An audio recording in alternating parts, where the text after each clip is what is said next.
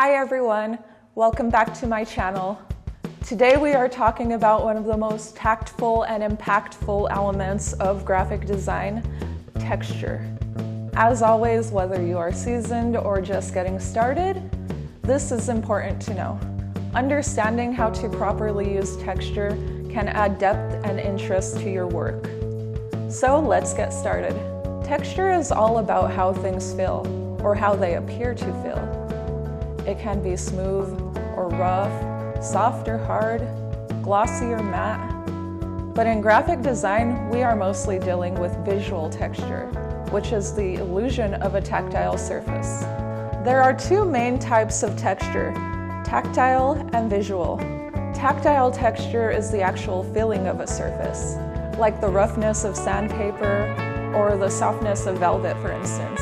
Visual texture, on the other hand, appears to look like a specific texture, even though it's just a flat surface. Visual textures can be created using patterns, lines, shading, and color. It adds richness and dimension to your design work, making it more engaging and dynamic. Even in a digital space, texture can make your work feel more tangible and real.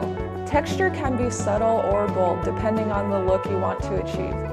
A subtle texture might add a bit of depth to your design without overwhelming it, while bold texture can become a central element, drawing the viewer's attention. Textures can also carry emotional weight. Smooth textures can feel sleek and modern, while rough textures feel rustic and organic. Glossy textures can give a sense of luxury, while matte textures feel more understated and professional.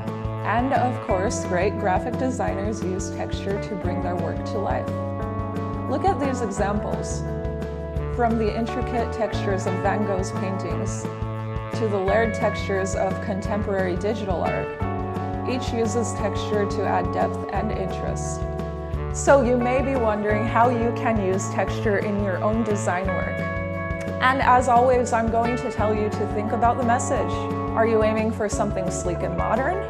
Then use smooth, clean textures. Or do you want something earthy and organic? Go for rough, natural, gritty textures. And you could experiment with different techniques to create textures. Use brushes, patterns, overlays, blending modes. See how it changes the look and feel of each design piece that you make. And don't be afraid to mix textures for a more complex look. Texture might seem like a small detail, but it's my personal favorite element in graphic design. So next time you're working on a piece of graphic design work, think about how you're using texture. Thank you for hanging out with me today. As always, I hope you found this information useful. And if you did, I'd love to hear about it in the comments below. Also, how do you use texture in your design work? Let me know.